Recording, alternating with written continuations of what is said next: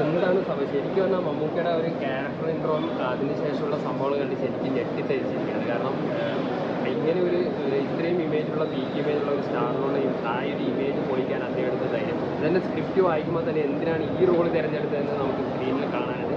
കാരണം അങ്ങേയറ്റം കൈയടക്കത്തോടെ ആ ഒരു ഗ്ലാമർ ആ ഒരു ഹീറോയിസൊക്കെ പൊളിച്ചിട്ട് ഒരു തനി വില്ലനിസം, അതായത് അങ്ങനെ ഒരു ഷെയ്ഡുകൾ ഗ്രേ ഷെയ്ഡൊന്നും പറയാൻ പറ്റും. കംപ്ലീറ്റ് ഡാർക്ക് ഷെയ്ഡിലാണ് റോൾ ചെയ്തിരിക്കുന്നത്. അത് സ്പോയിലറാണോ എന്ന് അറിയില്ല, പക്ഷെ മമ്മൂക്ക തന്നെ പറഞ്ഞിട്ടുണ്ട് എന്നെ ചിലപ്പോൾ നിങ്ങൾ ഈ സിനിമ കണ്ട ഇഷ്ടപ്പെടണം, ഇഷ്ടം കുറയുമെന്ന്. അത് എന്തുകൊണ്ടാണെന്ന് ഈ സിനിമയിൽ ഇതുവരെയുള്ള സീനുകൾ തന്നെ കണ്ടാൽ തന്നെ മതിയാവും. അതുപോലെ തന്നെ വിനായകനായിട്ട് കണ്ടുകൊണ്ടുള്ള സീനൊക്കെ വേറെ ലെവൽ സ്ലോ ആയിട്ടുള്ള ബിൽഡപ്പാണ്. പക്ഷേ ഓരോ സീനും നമുക്ക് ഞെട്ടൽ ഉളവാക്കുന്ന രീതിയിലാണ് മമ്മൂക്ക പെർഫോം ചെയ്തിരിക്കുന്നത്. ഒരു മസ്റ്റ് വാച്ച് സിനിമയാണ്. പെർഫോമൻസ് കാണുന്നവർക്ക് മമ്മൂക്കയുടെ ഇതുവരെ കാണാത്ത ഇത്രയും വലിയ ഒരു കാലയളവിൽ ഇത്രയും സിനിമകൾ അഭിനയിച്ചിട്ടും ഇങ്ങനെ ഒരു ക്യാരക്ടറായിട്ട് വീണ്ടും മമ്മൂക്ക പുതിയൊരു മുഖവുമായി നമ്മൾ ഞെട്ടിച്ചിരിക്കുകയാണ്.